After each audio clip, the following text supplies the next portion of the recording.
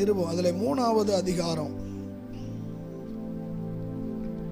10 முதல் 14 வசனங்கள் முடிய.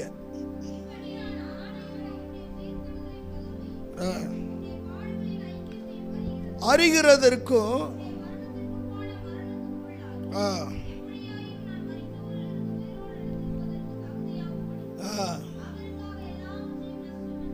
விட்டேன் எண்ணுகிறேன்,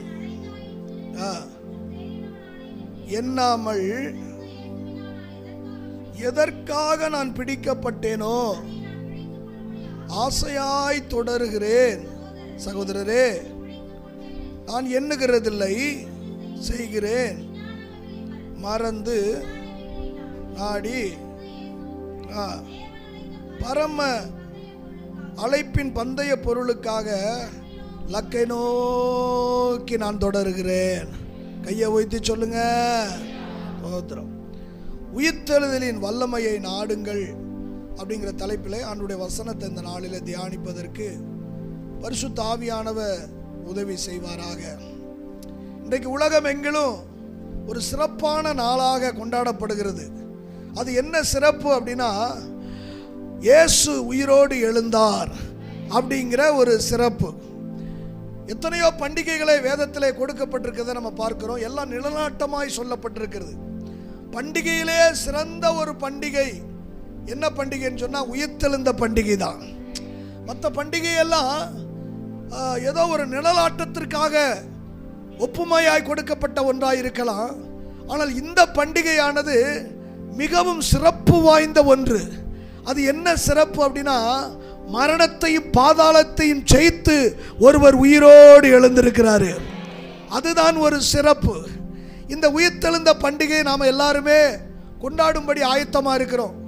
நிறைய சபைகளிலே பாரம்பரிய சபையாக இருக்கலாம், ஆவிக்குரிய சபையாக இருக்கலாம், காலமே எழுந்து குளித்து புத்த ஆடைகள் எல்லாம் உடுத்தி பலகாரங்களெல்லாம் செய்து வைத்து விட்டு ஆராதனைக்கு வந்து சிலர் ஆராதித்து போய் பலகாரத்தை காலி பண்ணியிருப்பாங்க. நம்மளை மாதிரி ஆளுங்க தோத்துறோம் இருக்கிறதையாவது உடுத்திட்டு நல்ல துணியை உடுத்திட்டு போய் ஆண்டவர் ஆராதிப்பன்னு நம்ம வந்திருக்கலாம். நான் சொல்கிறேன், பண்டிகையிலே சிறப்பான ஒரு பண்டிகை இந்த உயிர்த்தெழுந்த பண்டிகை. நம்ம அந்தந்த ஊரில் வர்ற விசேஷமான சில பண்டிகை நாள் இருக்கும். அதுக்கு தான் நாங்கள் ட்ரெஸ் எடுப்போம், அதுக்கு தான் நாங்கள் புத்தாடைகளை எடுப்போம் அப்படின்னு நம்ம சில வேளைகளில் இருப்போம். புது வருஷத்துக்கு எடுப்போம், கிறிஸ்மஸுக்கு எடுப்போம். அடுத்து ஊர் பண்டிகைன்னு ஒன்று வரும். அந்த கோயிலுக்குன்னு சில பண்டிகை. நம்ம ஊரில் பண்டிகை கன்னிசையில் சொல்லுவாங்க சவரியார் பண்டிகை. அந்த பண்டிகைக்கு நாங்கள் ட்ரெஸ் எடுப்போம். ஆனால் உயிர்த்தெழுந்த பண்டிகைக்கு நிறைய பேர் என்ன செய்ய மாட்டாங்க, எடுக்க மாட்டாங்க. நான் சொல்கிறேன், மற்ற எல்லா பண்டிகையை விட ஒரு சிறப்பு வாய்ந்த ஒரு பண்டிகை அப்படின்னா உயிர்த்தெழுந்த இயேசுவின் பண்டிகை. இதை நம்ம அவ்வளவு சிறப்பாக நம்ம கொண்டாடணும். ஆமாம், என்ன அப்படின்னு சொன்னால், தோத்திர மரணத்தை ஜெயித்த ஒரு நாள் இது, பாதாளத்தை வென்ற ஒரு நாள். நமக்காக ஒருவர் மரணத்தையும் பாதாளத்தையும் ஜெயித்திருக்கிறாரு. அதனால இந்த பண்டிகையை தான் நம்ம சிறப்பாக கொண்டாடணும். ஆமாம், வெடி போட்டு கொண்டாடணும். அல்லேலூயா. கர்த்தர் உங்களை ஆசீர்வதிப்பாராக. சரி, இந்த பண்டிகையை நம்ம கொண்டாடுகிறோம், நல்லது, கொண்டாடும்படி நம்ம விரும்புகிறோம். இயேசு உயிர்த்தெழுந்ததினாலே நமக்கு என்ன நன்மை, நமக்கு என்ன மேன்மை, நமக்கு என்ன ஆசீர்வாதம், அதை நம்ம அறிந்து கொள்ள வேண்டியது அவசியமாக இருக்குது. மத்தேயு எழுதின சுவிசேஷ புஸ்தகத்தில் 28வது அதிகாரம் 1 முதல் 6 வசனங்களை நம்ம வாசித்து பார்க்கும்போது, முடிந்து விடுந்து வருகையில் கல்லறையை பார்ப்பதற்காக வந்தார்கள்.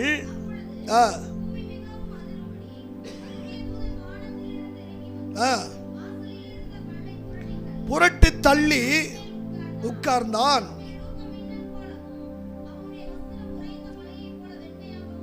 இருந்தது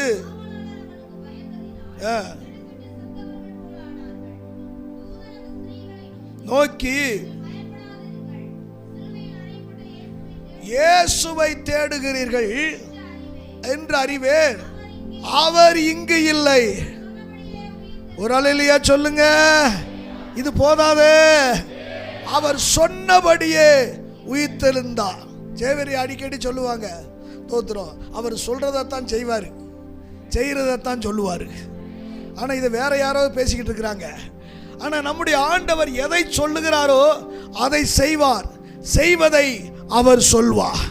அவர் இங்கே இல்லை, அவர் உயிர்த்தெழுந்தார். ஒரு அல்லேலூயா சொல்லுங்க. ஆண்டவருடைய பரிசுத்த நாமத்துக்கு மகிமை. இயேசு உயிர்த்தெழுந்தார் ஐயா. அவர் உயிர்த்தெழுந்ததினால எனக்கு என்ன நன்மை, எனக்கு என்ன மேன்மை, எனக்கு என்ன ஆசீர்வாதம்? இது எல்லாருக்குள்ளும் வரக்கூடிய ஒரு கேள்வி. இந்த உயிர்த்தெழுந்த பண்டிகை கொண்டாடுவது நல்லதுதான். ஆனால் வெறும் கொண்டாட்டத்தோடு விட்டுவிடாதபடி நாம் அறிந்து கொள்ள வேண்டிய அல்லது நம்மிடத்தில் காணப்பட வேண்டிய ஒரு 3 காரியத்தை உங்கள் மத்தியிலே நான் வைக்கும்படியாக விருப்பப்படுகிறேன்.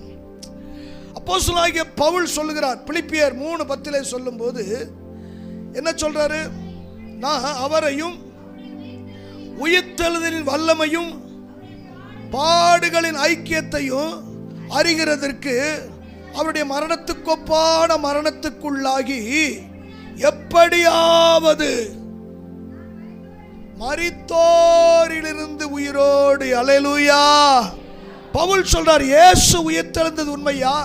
என்னை போல மாம்சத்தில் வெளிப்பட்டார், என்னை போல மனிதனாக இந்த பூமியில பிறந்து 33 ஆண்டுகள் வாழ்ந்து கடைசியாக கல்வாரி சிலுவையிலே மரித்தார், கல்லறையிலே அடக்கம் பண்ணப்பட்டார். என்னை போல ஒரு மனிதனாகத்தானே பிறந்தார். அவர் எப்படி உயிரோடு கூட எழுந்தாரோ அந்த உயிர்த்தெழுதலின் வல்லமையை நான் பெற்றுக்கொள்ள வேண்டும் அப்படிங்கிறாரு. அல்லேலூயா. நல்லா கவனிங்க. அந்த உயிர்த்தெழுதலின் வல்லமையை நான் அடைய வேண்டும். அதற்குத்தான் அவர் சொல்லும்போது இப்படி சொல்லுகிறாரு. என்ன சொல்றாரு அப்படின்னு சொன்னா, இப்படி நான் அவரையும் அவருடைய உயிர்த்தெழுதலின் வல்லமையும் அவருடைய பாடுகளின் ஐக்கியத்தையும் அறிகிறதற்கும் அவருடைய மரணத்துக்கொப்பான மரணத்திற்குள்ளாகி நானும் அவரை போலவே மரித்து எப்படியாவது அந்த உயிர்த்தெழுதலின் வல்லமையை நான் அடைய வேண்டும். ஒன்று, உயிர்த்தெழுதலின் வல்லமையை அடைய நாடுங்கள். உயிர்த்தெழுதலின் வல்லமையை அடைய நாடுங்கள். உயிர்த்தெழுந்த பண்டிகை கொண்டாடிவிட்டு நீங்கள் அப்படியே போய்விடக்கூடாது. வெறும் பண்டிகை கொண்டாடுவதனால எந்த பிரயோஜனமும் நமக்கு கிடையாது. என்னைக்கும் சாப்பிடாத அந்த ஆகாரத்தையா நம்ம இன்னைக்கு புதுசாக சாப்பிட்ற போகிறோம்? இருக்கீங்களா? நம்ம சாப்பிடாத பலகாரமா, நம்ம சாப்பிடாத கறியா, நம்ம சாப்பிடாத தோத்துறோம் ஆகாரங்களா அப்படின்னா எத்தனையோ நாட்கள் நம்ம சாப்பிட்ட ஆகாரத்தை தான் இன்னைக்கு நம்ம சாப்பிட போறோம். ஆனால் இந்த உயிர்த்தெழுந்த பண்டிகை ஒன்று, இயேசு எப்படி உயிரோடு எழுந்தாரோ அந்த உயிர்த்தெழுந்த வல்லமையை நானும் அனுபவிக்க வேண்டும். பவுலுடைய விருப்பம் என்ன? எப்படியாவது அவருடைய மரணத்துக்கொப்பான மரணத்துக்குள்ளாகி அந்த உயிர்த்தெழுதலினுடைய வல்லமையை நான் அனுபவிக்க வேண்டும். அப்படின்னா என்ன? நான் ஒரு நாளிலே மரிப்பேன். எபிரேயன் அழகா சொல்கிறான், ஒரே தரம் மரிப்பதும் பின்பு நியாய தீர்ப்பு அடைவதும் மனிதனுக்கு நியமிக்கப்பட்டிருக்கு என்று எழுதியிருக்கிறபடி அப்படின்னு. அப்ப மரணம் என்பது எல்லாருக்கும் உண்டு. அந்த மரண போருக்கு ஒருவரும் என்ன செய்ய முடியாது, நீங்களாக்க முடியாது என்று வேதம் சொல்லுகிறது. அப்ப எல்லாருக்கும் இந்த பூமியில பிறந்த சிறியவரோ பெரியவரோ எல்லாருக்கும் மரணம் நிச்சயம். ஆமே. ஆனா நம்ம மரித்தாலும் நம்ம மறுபடியும் உயிரோடு கூட என்ன செய்யணும்? எழுந்திருக்கணும். எப்படி எழுந்திருப்பது? அதுக்குத்தான் சொல்ற, அந்த உயிர்த்தெழுதலின் வல்லமையை நான் என்ன செய்ய வேண்டும்? அடைந்து கொள்ள வேண்டும். அப்ப உயிர்த்தெழுந்த பண்டிகை கொண்டாடுகிற நீ நான் ஒரு நாளிலே இந்த உலகத்தை விட்டு கடந்து போகக்கூடிய சூழ்நிலை வரும். இந்த ஆவி இந்த சரீரத்தை விட்டு பிரியும். நம்மளையும் கொண்டு போய் என்ன செய்வாங்க? ஒருவேளை இன்னைக்கு பிரசங்கம் பண்ணி கொண்டிருக்கேன் நான், ஒருவேளை கர்த்தருக்குள்ள நான் ஒரு நாள் மரிப்பேன். அப்படி மரிக்கும் போது நீங்கள்லாம் சேர்ந்து என்ன செய்வீங்க? இதெல்லாம் அவசகுணம் கெட்டதுன்னு நினைச்சு பேசாம இருக்காதீங்க. சொல்லுங்க, நீங்க எல்லாம் என்ன செய்வீங்க? சொல்லாதவங்களெல்லாம் நான் சீக்கிரம் அடக்கம் பண்ணுவேன். நான் சொல்ல புரிகிறதா? ஒரு நாள் என்ன செய்வீங்க? என்ன அடக்கம் பண்ணுவீங்க. எங்க அது போல ஒரு பாக்கியம் வேற எதுவுமே இல்லைங்க. ஏன்னா கர்த்தருக்குள் மரிக்கிறவர்கள் இது முதல் கொண்டு பாக்கியவான்கள் என்று எழுது அப்படின்னு இருக்குது. அப்ப கர்த்தருக்குள்ள இருக்கும்போது மரணம் வந்து பாக்கியவனை கொடுத்து வச்சவையா, கொடுத்து வச்சவன். ஏன்னா கர்த்தருக்குள்ள மரிக்கிறோம் பாருங்க. ஆனா நிறைய பேருக்கு சாகிறதுக்கு என்ன இல்லை. முதல்ல உலகத்துக்கு செத்தாதான் கிறிஸ்துவுக்குள்ள மரிக்கிறதுக்கு நமக்கு ஆயத்தம் வரும். நம்ம தான் உலகத்துக்கு என்ன செய்யல, தோத்துறோம். மரிப்பதற்கு நமக்கு மனசு இல்லையே. உலகத்துக்கு மரித்தால் உலகத்தாரை போல வாழ்வது ஏன்? அவங்கள மாதிரியே தான் நம்மளும் இன்னைக்கும் தோத்துறோம் வாழ்ந்து கொண்டிருக்கிற நிறைய வேளைகளில். அந்த உலகத்தை மறப்பதற்கு விடுவதற்கு நமக்கு என்னல்ல, மனசுலையே தோத்துறோம். யாக்கோபு எழுதும் போது பக்தியை குறித்து சொல்லும் போது தோத்துறோம். அதாவது உலகத்தால் கரைபடாதபடிக்கு தன்னை மாசில்லாமல் காத்துக்கொள்வதே தேவனுக்கு முன்பதாக சுத்தமான பக்தியா இருக்குது அப்படிங்கிறாரு. உலகத்தால் கரைபடாதபடிக்கு பக்தி அப்படின்னு சொன்னா தோத்த என்ன மாதிரியா ஒயிட் அண்ட் ஒயிட் போட்டிருந்தா ரொம்ப பக்தியா இருக்காரோ பாஸ்டர் அப்படின்னு நினைச்சிட முடியாது. உயிர்த்தெழுந்த பண்டிகை கொண்டாடுகிற நீ ஒன்றை நீ புரிந்து கொள்ள வேண்டும். இந்த உயிர்த்தெழுந்த வல்லமையை நீங்கள் என்ன செய்ய வேண்டும்? அடைய வேண்டும். உயிர்த்தெழுந்த வல்லமையை அடைவதற்கு நீ நாட வேண்டும். தோத்திரம். ரோமருக்கு எழுதின நிருபம் 8வது அதிகாரம் 11ஆம் வசனத்தை நீங்கள் வாசித்து பார்ப்பீர்கள் என்று சொன்னா, ரோமர் 8:11,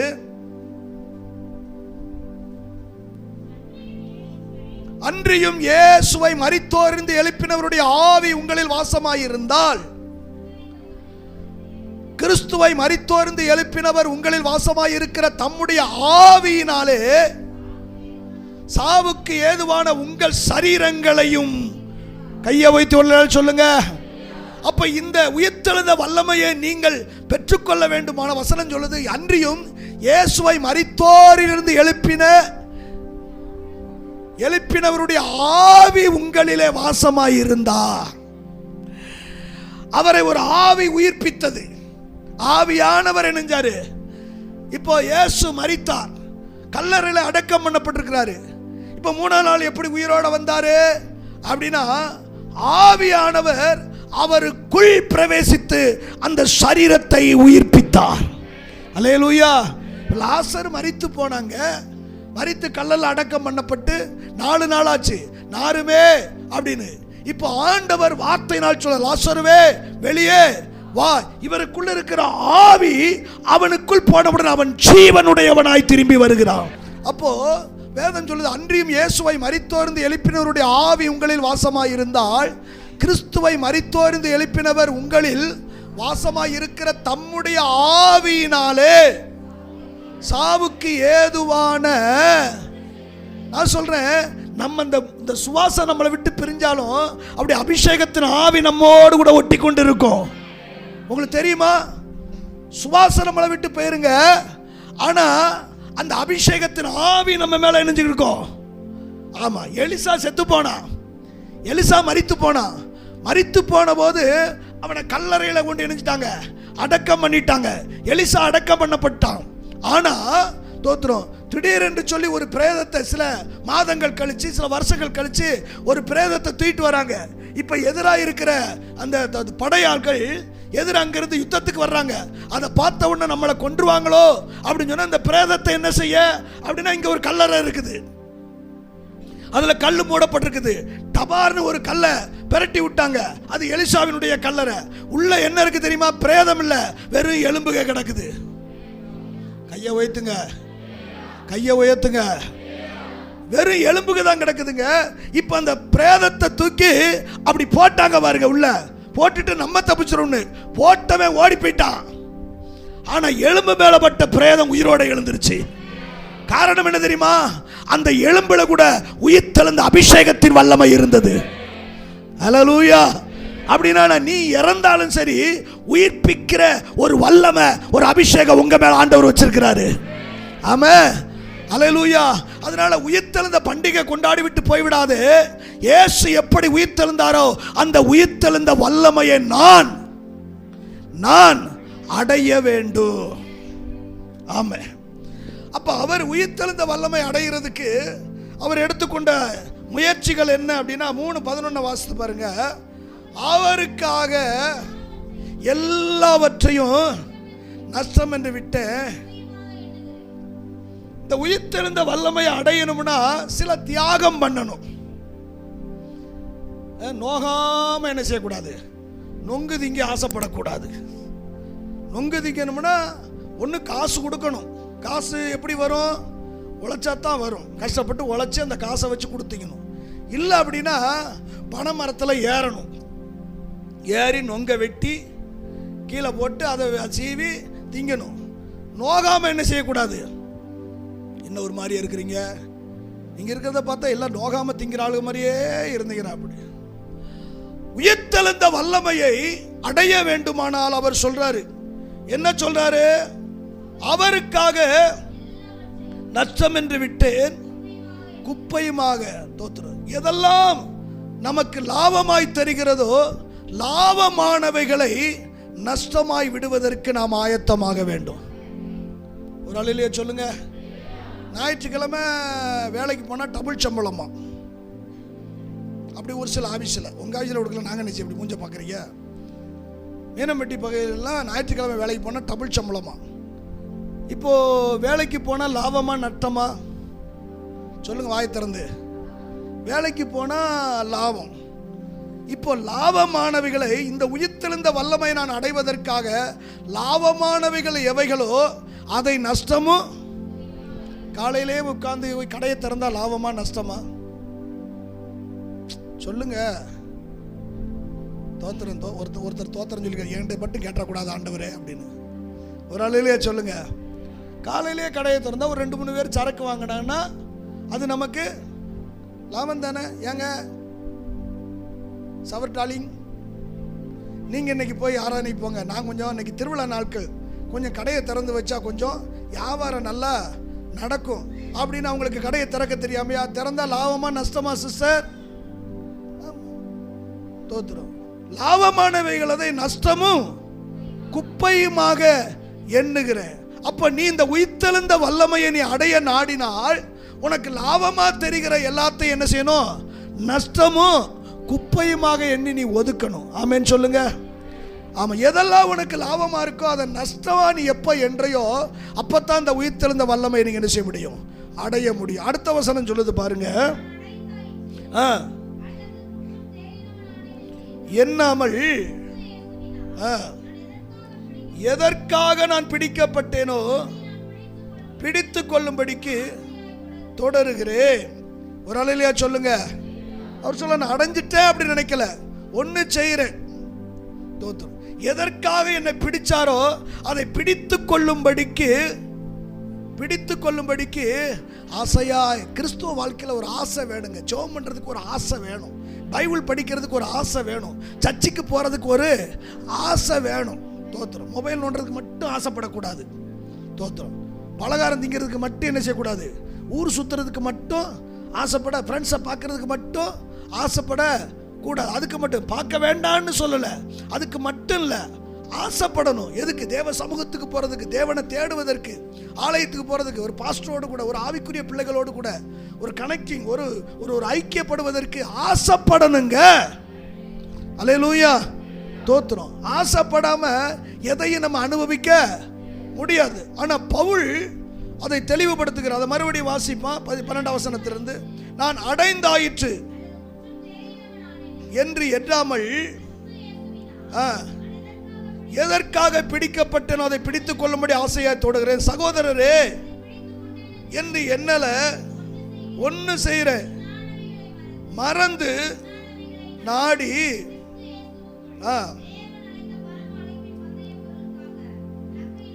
ஒரு ஆளிலையா சொல்லுவோமே. ஒன்னு சொல்றாரு பாருங்க. நீ அந்த உயிர்த்தெழுந்த வல்லமையை நீ அடைய நாடுவாயானால் பின்னானவைகளை என்ன செய்யணுமா? உன் கடந்த கால வாழ்க்கையை நீ முதல்ல மறக்கணும். ஹலோ, இருக்கீங்களா? உன் கடந்த கால வாழ்க்கைய சில பேருக்கு மறக்கவே முடியாது. இந்த கடந்த காலம் தோத்துரும். சில வேளைகளில் அந்த கடந்த காலம் நினைவு வந்துகிட்டே இருக்கும். அதை என்னால் மறக்க முடியல. செத்தாலும் நம்மளால மறக்க முடியாது. ஒருவேளை நம்மளை திட்டியிருப்பாங்க, நம்மளை பேசியிருப்பாங்க, நம்மளை ஏசியிருப்பாங்க, நம்ம கூட சண்டை போட்டிருப்பாங்க. செத்தாலும் நான் மறக்க மாட்டேன் பிரதர், செத்தாலும் மறக்க மாட்டேன் சிஸ்டர். நீ செத்தா எப்படி நீ நினைக்க முடியும்? முதல்ல இருக்கீங்களா? இன்னைக்கு ரட்சிக்கப்பட்டோம், கர்த்தருடைய பிள்ளைகள் சொல்றோம்.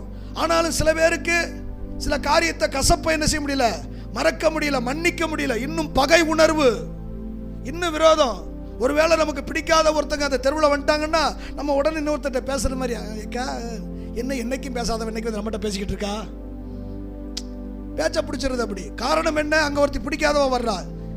இயேசுநாதருக்கு ஒருத்தரையும் பிடிக்கலன்னு சொல்ல, பிசாசை தவிர எல்லாரும் இயேசுவுக்கு பிடிக்கும்.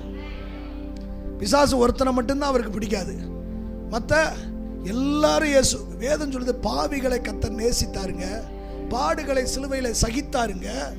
ஏன் நீ சகித்துக் கொள்ளக்கூடாது? வையப்படும் போது அவர் பதிலுக்கு வையாமலும், பாடுபடும் போது அவர் மற்றவர்களை பயமுறுத்தாமலும். என் பேக்ரவுண்ட் என்ன தெரியுமா? நான் சொன்னா எத்தனை தூதர்கள் வருவாங்க, பயமுறுத்தலையே. வையும் போது பதிலுக்கு தோத்துறோம். நம்மன்னா இப்படி இருக்கிறோம். ஹலோ, பின்னானவைகள் என்ன செய்யுங்க? நீங்க மறங்க, கடந்த காலத்தினுடைய நிகழ்வுகளை மறங்க. சில காரியம் மறக்க முடியும். ஆண்டவரே எனக்கு உதவி செய்யுங்க. கிறிஸ்து உங்களுக்கு மன்னித்தது போல நீங்களும் ஒருவருடைய தப்பிதங்களை ஒருவருக்கு மன்னிங்க, மன்னிக்க பழகுங்க. கல்வாரி சிலுவையில தொங்கிக் கொண்டும் கூட பிதாவே இவர்கள் செய்கிறது இன்னதென்று அறியாமல் செய்கிறார்கள், இவர்களுக்கு மன்னியும் அப்படின்னாரு. சில காரியம் மன்னிக்க முடியாது, ஆனா அவங்களை மனதார மன்னிங்க. நீங்க மன்னிச்சு பழகுங்க. தோத்துரும். சில வேளைகளை நம்ம சில வார்த்தைகளை கடினமா பேசியிருப்போம். நான் சொல்ல ஊழியக்காரங்களை கூட குறை பேசியிருப்போம். அது கூட தேவனுடைய இருதயத்தை காயப்படுத்தும். நான் சொல்றேன், தோத்துரும். சில ஆசீர்வாதத்துக்கு தடைகள் அது கூட இருக்கலாம். அதுதான் நான் சொல்ல வரல, அது கூட இருக்கலாம். ஆண்டவரே நான் கடந்த காலத்தில் இப்படியெல்லாம் பேசிட்டேன்பா. ஒருவேளை ஏன் ஊழியக்காரரை பேசிட்டேன், இல்லாட்டா அந்த ஊழியக்காரரை பேசிட்டேன், இல்லாட்டா அந்த சகோதரியை பேசிட்டேன், அந்த சகோதரனை பேசிட்டேன், தயவாய் மன்னிங்க. அதனால் கூட இந்த இந்த இந்த பிரச்சனையா இருக்கலாமோ, இந்த பலவீனமா இருக்கலாமோ, இந்த ஆசீர்வாத குறைவா இருக்கலாமோ, ஏன் மன்னிப்பு கேட்க கூடாது? ஒருவேளை அதுவாகத்தான் இருந்தா இருக்கீங்களா? சில ஆண்டுகளுக்கு முன்னாடி நான் ஒரு சம்பவத்தை சொன்னேன், நடந்த சம்பவம். ஒரு சகோதரி வடமாநிலத்திலிருந்து இடமாற்றமாகி தமிழ்நாட்டுக்கு ஒரு அரசு பணிக்காக வந்தாங்க. அவர் அரசு பணியில் இருக்கார், நல்ல உத்தியோகத்தில் இருக்கிறார். இது மோகன்சி லாசரையா சொன்னது. வடமாநிலத்திலிருந்து தமிழ்நாட்டுக்கு டிரான்ஸ்ஃபர் ஆகி வர்றாங்க. அப்படி வந்தபோது என்ன அப்படின்னு சொன்னா, வந்து அவர் அரசாங்க பணியில் சேர்ந்துட்டாரு. ஒரு வாரம் கழிச்சு அந்த அம்மா சுகவீனம் ஆயிட்டாங்க, படுத்த படுக்கையில் ஆயிட்டாங்க. நல்ல வசதி வாய்ப்பு, நல்ல உயர்ந்த உத்தியோகம். ஒரு வாரத்தில் படுத்த படுக்க. அப்போ அவர் மருத்துவமனை கூட்டு போனாரு. அவரும் தொடர்ந்து ஒரு மாசமா ட்ரீட்மெண்ட் எடுக்கிறாரு. இங்க எடுத்து பார்த்தாங்க, அங்க எடுத்து பார்த்தாங்க, ஒவ்வொரு மருத்துவமனையை பார்த்து என்னென்ன பெரிய ஆஸ்பத்திரிக்கு அத்தனையும் பார்த்துட்டாங்க. ஆனாலும் சுகமானதா இல்லை. அவர் சர்ச்சுக்கு போறவங்க, ரட்சிக்கப்பட்ட கர்த்தருடைய பிள்ளைங்க. அப்போ அன்றைக்கு ஒரு நாள் ஒரு தேவ மனுஷன் வந்திருக்கிறாரு. அந்த சபைக்கு வந்ததான தேவ மனுஷன் அவரை கூட்டிட்டு வந்து ஜெபம் பண்ணுவோன்னு. அப்படி ஜெபம் பண்ணும்போது அந்த தேவ மனுஷன் ஜெபம் பண்ணிக்கிட்டு இருந்திருக்கிறாரு. 2 சப்பாத்தி கல்லு தெரிஞ்சிருக்குது. தரிசனத்தில் சொல்லியிருப்போம், உங்களுக்கு யாவும் வரும்னு நினைக்கிறேன். 2 சப்பாத்தி கல்லு தெரிஞ்சிருக்குது. இவர் முழிச்சு பார்த்துருக்காரு, ஒன்றும் தெரியல. என்னடா 2 சப்பாத்தி கல்லு தெரியுது அப்படின்னு சொல்லிட்டு மறுபடியும் ஜெபம் பண்ணியிருக்காரு. மறுபடியும் 2 சப்பாத்தி கல்லு தெரிஞ்சிருக்குது. சரின்னு சொல்லி அவர் ஜெபம் பண்ணி முடிச்சுட்டு உட்காந்து டீ சாப்பிட்டுட்டு பேசிக்கிட்டு இருந்தாராம்.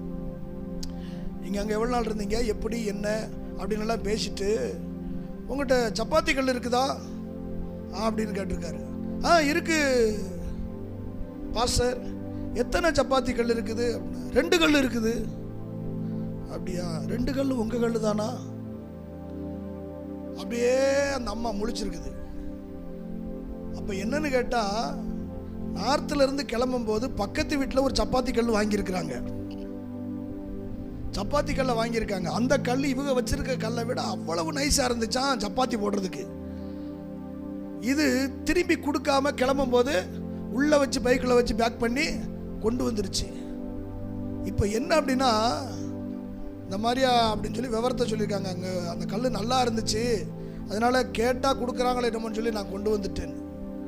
அப்போ சொன்னாங்களா, நீங்கள் போய் அந்த சப்பாத்தி கல்லை கொண்டு போய் நீங்கள் கொடுத்துட்டு வாங்க.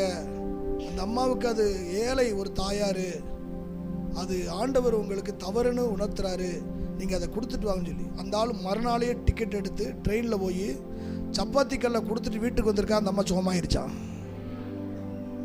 ஏங்க இப்படியெல்லாம் ஆண்டவர் செய்வாரா அப்படின்னா, தெய்வ பிள்ளைங்க, அவரை நேசிக்கிற பிள்ளைங்க சின்ன சின்ன காரியத்தில் கூட கர்த்தர் மைனூட்டா கவனிப்பாருங்க. நம்ம நினைக்கிறோம் இதெல்லாம் பார்க்குறாரு, நம்ம ஆணை முழுங்கிகளாக்கும், ஆணையவே முழுங்கிட்டு எனக்கென்னு ஏப்பம் பட்டிருப்பாங்க. அவர் சின்ன சின்ன காரியத்தை கூட, ஏன் பிள்ளை சின்ன விஷயத்தில் கூட தவறக்கூடாது, உண்மையா இருக்கணும் அப்படின்னு நினைக்கிறாரு. ஒருவேளை இந்த ஸ்டோரி உங்களை இருதயத்தை தொட்டுச்சுன்னா ஏதாவது ஓட்ட விட்டுருந்தா அது மன்னிப்பு கேளுங்க. ஆண்டவரே, என்னால் போய் அதெல்லாம் செய்ய முடியாது, கொடுக்க முடியாது, தோத்துரு. ஆனால் இந்த காரியத்தை மன்னிச்சுக்கோங்க, இனி நான் அப்படி செய்ய மாட்டேன். இப்போ பின்னானவைகளை மறந்து முன்னானவைகளை நாடி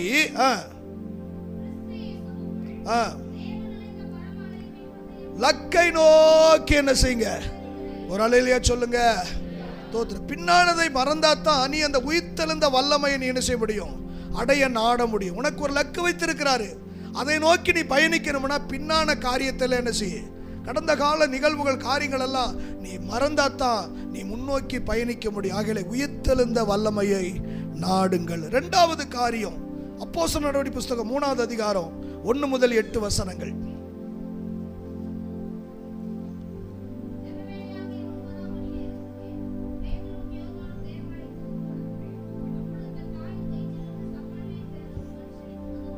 இந்த சம்பவம் நமக்கு தெரியும், அதனால நான் அப்படி உள்ள போயிடுறேன், படிக்க வேண்டாம். நீங்க அந்த சம்பவத்தை பாருங்க.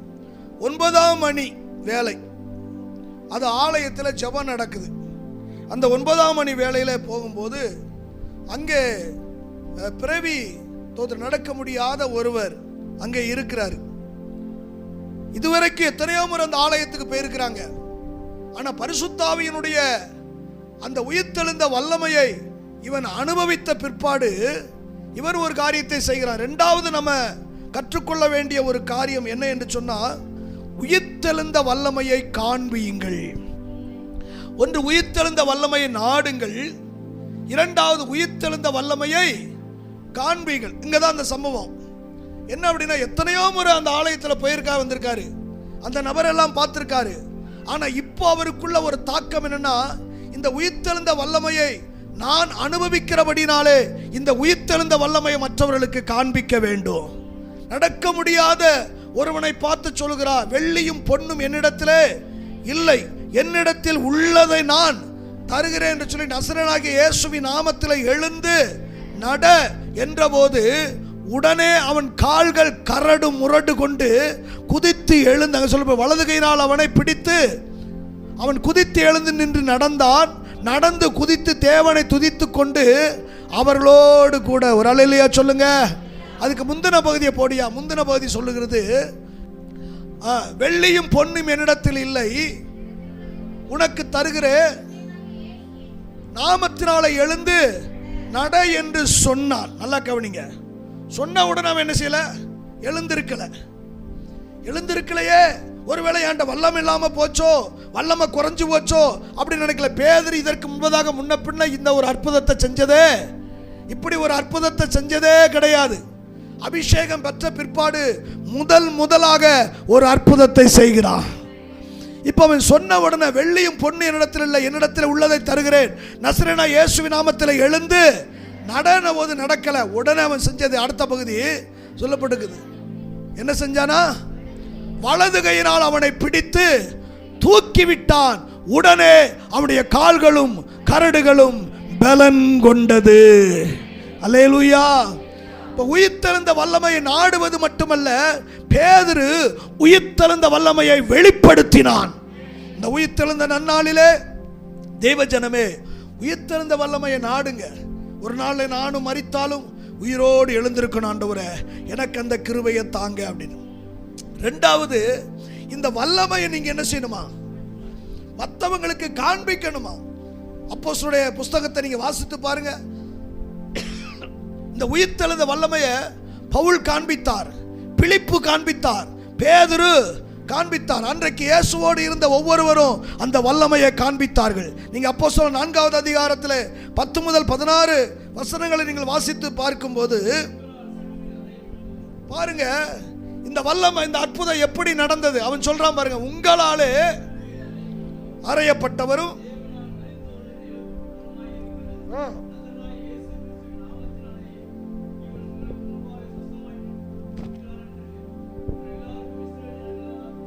தெரிந்திருக்க கடவது.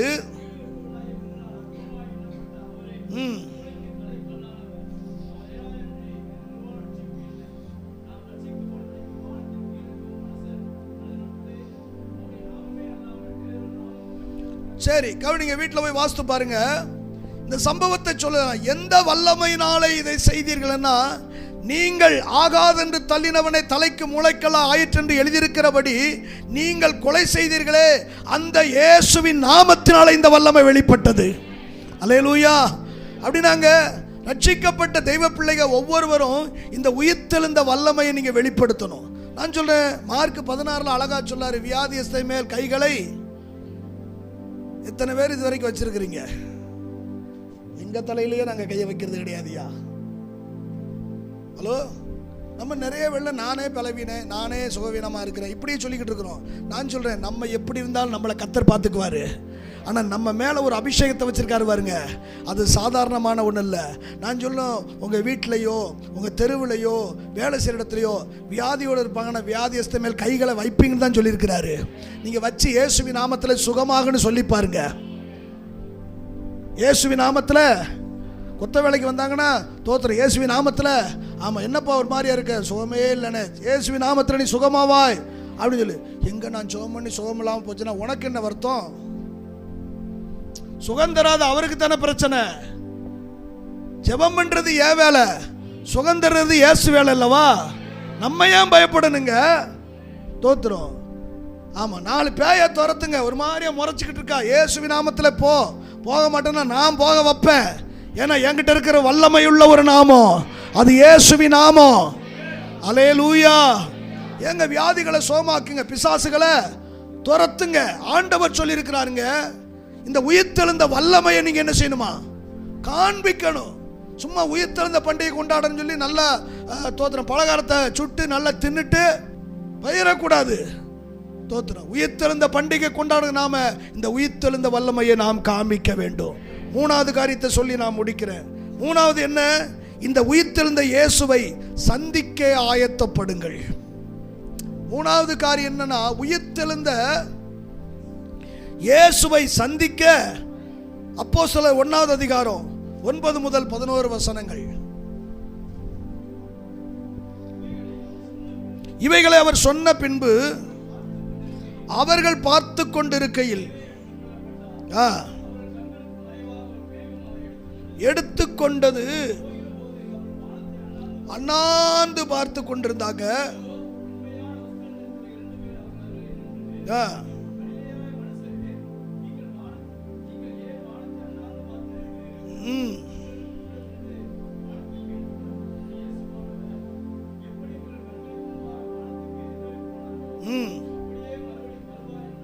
ஒரு அலையில சொல்லுங்களேன், கர்த்தருக்கு ஸ்தோத்திரம். 3வது காரியம், இந்த உயிர்த்தெழுந்த இயேசுவை நாம் என்ன செய்யணும்? சந்திப்பதற்கு ஆயத்தமாய் மாறணும். அன்னைக்கு இயேசு உயிர்த்தெழுந்து 40 நாள் அளவும் தம்மை உயிருள்ளவராக காண்பித்து அநேக அற்புத அடையாளங்களை கர்த்தர் நடப்பித்தார்.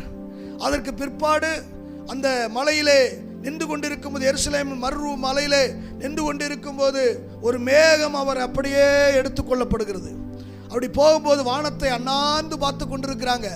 தேவ தூதர்கள் தோன்றி இவ்விதமா சொல்ல, கலிலேயராய மனுஷரே, ஏன் வானத்தை அண்ணாந்து பார்த்து கொண்டிருக்கிறீர்கள்? உங்கள் நடுவாக எப்படி எழுந்தருளி போனாரோ அப்படியே வருவாரு. அல்லேலூயா. இயேசு சீக்கிரம் வரப்போறாரு. வருகையினுடைய அடையாளங்கள் நடந்து கொண்டிருக்கிறது. வருகையின் அடையாளம் என்ன? யுத்தங்களின் செய்திகளை நீங்கள் கேள்விப்படுவீர்கள் என்று வேதம் சொல்லுகிறது. வேத வசனத்தின்படி இப்பொழுது எல்லாம் ஒவ்வொன்றாய் நடந்து நிறைவேறி கொண்டிருக்கிறபடினாலே தெய்வ பிள்ளையே, அவரை சந்திப்பதற்கு நீ என்ன செய்ய வேண்டும்? ஆயத்தப்படு. காலமெல்லாம் இங்கே விளைஞ்சிட்டு இங்கே குடியிருந்துருவோம் நினைச்சிடாத. தோத்திரம், நீயும் நானும் இந்த உலகத்துக்குரியவர்கள் அல்ல. ஆமென் சொல்லுங்க. இந்த பூமிக்குரியவர்கள் அல்லவே அல்ல. நீங்களும் நானும் எங்க போகக்கூடியவங்கன்னா போயிருவீங்க. நீங்க கண்டிப்பா போயிருவீங்க. எனக்கு ஒரு அங்கலாய்ப்பு, என் பிள்ளைகளை நான் ஒருத்தரை இழந்துடக்கூடாது ஆண்டவரே. பார்க்கிற எல்லா முகங்களும் பரலோகத்தில் நான் பார்க்கணும்பா. தோத்திரம். பலவிதமான கோத்திரத்தார், பலவிதமான ஜாதியார், பலவிதமான பாசைக்காரர் அங்கே இருந்து ஏகோபித்து எல்லாரும் அல்லேலூயா என்று ஆர்ப்பரித்தார்களாம். அந்த கூட்டத்தில் நீங்க இருக்கணும். நீங்க அப்படி பார்க்கணும். என்ன தேடுற? சவுந்தரலாசன் சொல்லுங்க, செல்லின்னு என்ன தேடுற? இல்லை, நம்ம பாஸ்டர் எங்க இருக்காரு பார்க்கணும். அந்த இருக்காரு வாரு. பாஸ்டமா தான் பாஸ்டர் பக்கத்தில் அங்கிட்டு வாரமா இருக்குது வாரு. அங்கே வேணாலும் ஒன்றா தான் இருப்பாங்களாக்கும். அப்படியெல்லாம் நீங்கள்லாம் மதிப்பிடாதீங்க. அங்கெல்லாம் அதெல்லாம் மறந்துடும். அங்கே தேவதூதர்களை போல இருப்போமா, எவ்வளோ பேர் பாக்கியம் தெரியுமா. அப்படி நினைக்கணுங்க. நான் நினைக்கிறேன், ஆண்டவரே என் பிள்ளைகளை யாரும் நினைச்சிடக்கூடாது. தோத்துறோம். ஏன்னா உப்பிட்டோரை உள்ளளவு நினைக்க சொல்லுதுக்கு. ஆமாம், நீங்கள் கர்த்தருக்காக நீங்கள் எத்தனையோ பிரயாசங்கள் பட்டிருக்கீங்களே, அப்போ பிரயாசத்தின் பலன் என்ன தெரியுமா? பரலோகத்தில் பார்க்கணும் உங்களை. அதுதான் இங்கே பூமியிலே வந்துட்டு நீங்கள் நல்லா கொடுத்தீங்க, எனக்கு நல்லா கொடுத்தாங்க, காணிக்க கொடுத்தாங்க, தசமாவும் கொடுத்தாங்க, எனக்காக போய் சண்டையெல்லாம் போட்டாங்க, அப்படி சொல்லிட்டு போயிடக்கூடாது. பரலோகத்தில் நீங்கள் வந்து நிற்கணும். ஆமென் சொல்லுங்க. அப்போ இயேசுவை சந்திப்பதற்கு நீங்கள் என்ன செய்யணும்? ஆயத்தமாகணும். ஆயத்தமாகணும். ஏன்னா வேதம் சொல்லுது, தோத்திரம், மனுஷகுமாரன் வரும் நாட்களில் விசுவாசத்தை காண்பாரோ, அக்கிரம மிகுதியாவதினால் அநேகருடைய அன்பு தணிந்து போகும், கூடுமானவரை தெரிந்து கொள்ளப்பட்டவர்களே வஞ்சிக்கப்படுவாங்க. அந்த கூட்டத்தில் லிஸ்ட்ல நம்ம போயிடக்கூடாது.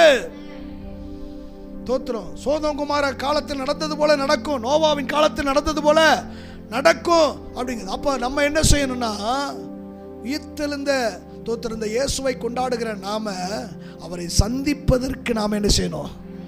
ஆயத்தப்பட வேண்டும். ஒரு வசனத்தை கூட வாருங்க. எசேக்கியேலின் புஸ்தகம் 38வது அதிகாரம் 7வது வசனம். எசேக்கியேல் 38:7. நீ ஆயத்தப்படு, உன்னோடு கூடின உன் எல்லா கூட்டத்தையும் ஆயத்தப்படுத்து, நீ அவர்களுக்கு காவலனாயிரு. அல்லேலூயா. அவரை சந்திக்க உன்னை ஆயத்தமாக சொன்ன தேவன் எசேக்கியேல சொல்றாரு, நீ முதல்ல என்ன செய்ய? நீ என்ன செய்ய? கையை பிடிச்ச பக்கத்தில் சொல்லுங்க, நீங்க முதல்ல ஆயத்தமாங்க. இப்ப வீட்டுக்கு போறதுக்கு இல்ல. தோத்திரம். இயேசுவை சந்திக்க நீங்க ஆயத்தமாங்க. சொல்லுங்க. அடுத்து சொல்லப்படுங்க, உன்னுடனே கூடின உன் எல்லா கூட்டத்தையும் ஆயத்தப்படுத்து. அப்படின்னா உன் குடும்பத்தில் இன்னும் ரட்சிக்கப்படாத சில பேர் இருக்காங்க. இவெல்லாம் ரட்சிக்கப்பட மாட்டான், இவெல்லாம் என்ன செய்ய மாட்டான், வீட்டுக்காரரு மாப்பிள்ள அப்படின்னா அந்த பையன் ரட்சிக்கப்பட மாட்டான். பாஸ்டர், வேதம் சொல்லுது, ஸ்திரீயானவள் தன்னுடைய நல்ல நடக்கையினால் தன் புருஷனை ஆதாயப்படுத்த. அந்த 2026வது ஆண்டு அவருக்கு ஒரு ரட்சிப்பின் ஆண்டா இருக்கட்டும். உங்க நடக்க, உங்க சார்ந்த குணமான பேச்சு, உங்க ஒழுக்கமான பேச்சு, நடக்கை, உடுக்கு, தோத்திரம், நம்மளால புருஷ மன உளைச்சல் அடையவே கூடாது. நான் சொல்ற வேதம் சொல்லுதுங்க, தீமை செய்து பாடு அனுபவிப்பதை பார்க்கிலும் கர்த்தருக்கு சித்தமான நன்மை செய்து என்ன செய்யுங்க? பாடு அனுபவின்னு தான் சொல்லுது. அவன் இப்படியே நான் அடிச்சுக்கிட்டு இருப்பான், இப்படியே பேசிக்கிட்டு இருப்பான், நான் அதுக்காண்டி எவ்வளவுதான் ஜெயிச்சுட்டு போறது, அப்படி சொல்லக்கூடாது. அந்த ஆத்துமாவை ரட்சிக்கப்படணும். ரட்சிப்பு விலையேற பெற்றதுங்க.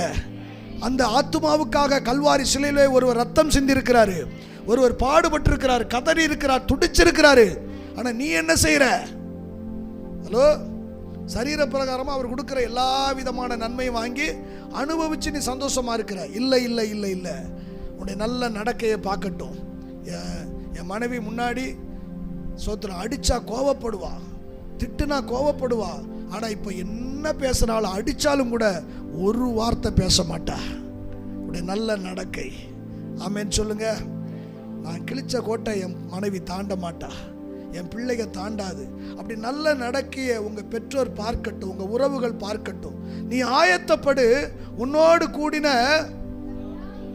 உன்னை கூட்டி இருக்கிற. தோத்திரம். நம்மளாம் இந்த குழுவில் சேர்ந்திருக்கிறோமே, ஒருத்தர் ஒரு புத்தகத்தில் போட்டிருக்காரு. தோத்திரம். ஆம்பளைய குடிக்கு அடிமையா இருக்காங்களாம், பொம்பளைய குழுவுக்கு அடிமையா இருக்காங்களாம், அப்படி போட்டிருக்காரு ஒருத்தர். அதை விட்டு மீளவே வர்ற தலைவர்களும் கூட பாருங்க, அடுத்த வட்டம் எவ்வளவு கொடுக்கணும் அப்படின்னு சொல்லித்தான். தோத்திரம். அப்படிப்பட்டவங்களுக்கு நம்ம ஓட்ட போடுவோம்னு நம்மளும் உட்கார்ந்துக்கிட்டு இருக்கிறோம். நான் சொல்ல, நீ அநேக ஜாதிகளுக்கு, நீயோ குழு பக்கமே போகாது. ஒருவேளை குழுவில் நீங்க இருக்கிறீங்கன்னா, நான் அந்த குழுவை விட்டு வெளியே வர்றதுக்குள்ள இவங்கெல்லாம் ரட்சிக்கப்படணும் ஆண்டவரே. ஆமா, குழுவை விட்டு வெளியே வர்றதுக்குள்ள இந்த குழு பூரா என்ன செய்யணும்? ரட்சிக்கப்படணும். அதுக்காக குழுவில் இருக்கு. எதுக்காக நீங்க குழுவில் இருக்கீங்க? அவங்க ரட்சிப்புக்காக நான் இருக்கிறேன் பாஸ் அப்படின்னா மீண்டும் மீண்டும் வாங்கிக்கிட்டு இல்லை. என்னுடைய நோக்கம் என்ன அப்படின்னா கர்த்தர் அறிவாரு. ஒரு அல்லேலூயா சொல்லுங்க. ஏன்னா நீ ஆயத்தப்படு, உன்னோடு கூடின உன் எல்லா கூட்டம் அப்படின்னா வேலை செய்யற இடத்துல கணப்புள்ள பக்கத்தில் விளைஞ்சானா கணப்புள்ள ரட்சிப்புக்குள்ள வரணும். நான் சொல்றேன், அந்த ஆபீஸை விட்டு வெளியே வர்றதுக்குள்ள தோத்திர ஓனருக்கு சுவிசேஷம் சொல்லிட்டு வந்துருங்க. அவன் சம்பளம் கொடுத்தாலும் சரி, கொடுக்காம போனாலும் சரி. ஏன்னா லாபமான விளைவு நஷ்டமோ குப்பைமான்றன்னு பவுல் சொல்றாரு. பரவாயில்ல, சுவிசேஷத்தை சொல்லுங்க. ஏன்னா அந்த மனிதனுக்குள்ள ஒரு ஆத்துமா இருக்குது. நீ ஆயத்தப்படு, உன்னோடு கூடின எல்லா கூட்டத்தை ஆயத்தப்படுது. நீ அவர்களுக்கு காவலனாயிரு. ஒரு ஆளில சொல்லுங்க. 2 பேதுரு 2:5 வாசிங்க, நம்ம முடிப்போம். 2 பேதுரு 2:5. நல்லா கவனிங்க. பூர்வ உலகத்தை தப்ப விடாமல் நீதியை பிரசங்கித்தவனாகிய நோவா முதலான 8 பேரை காப்பாற்றி ஆண்டவர் உலகத்தை ஜலத்தினால் அழிக்க போறேன் என்று சொன்னாரு. நோவாவை ஒரு பேழை ஆயத்தம் பண்ண சொன்னாரு. பேழை அவனுக்காக மட்டுமல்ல, எல்லாரும் ரட்சிக்கப்படணும். அதனால எல்லாருக்கும் சுவிசேஷம் அறிவிக்கப்படுகிறது. ஆனா சுவிசேஷத்தை யாரும் ஏற்றுக்கொள்ள மாட்டாங்க. அப்படிங்கிறதுக்காண்டி சுவிசேஷம் அறிவிக்காம இருக்கல. சுவிசேஷம் அறிவித்தாலும் அவன் குடும்பத்தை அவன் ஆதாயப்படுத்தினான். நான் சொல்றேன், நீ சொல்ற சுவிசேஷத்தினால மற்ற எல்லாரும் ரட்சிக்கப்படாட்டால் உன் குடும்பத்தையாவது நீ ஆதாயப்படுத்து. அல்லேலூயா. ஓ, இயேசு கிறிஸ்து வருகை நாட்களிலே நீயும் உன் குடும்பமும் அந்த இயேசுவை சந்திக்கணும். எப்படியாவது என் ஆண்டவராய் இயேசு கிறிஸ்து வருகிற நான் மட்டுமல்ல ஆண்டவரே, என்னோடு கூட அவர்களும் என் ஆண்டவரை சந்திக்கணும். அப்போ இந்த ரட்சிப்புக்காக தோத்திரம் நம்ம என்ன வேணாலும் கிரயம் செலுத்தலாம், பிரயாசப்படலாம். என் இயேசுவின் வருகையில் அவரை சந்திக்க ஆயத்தப்படு.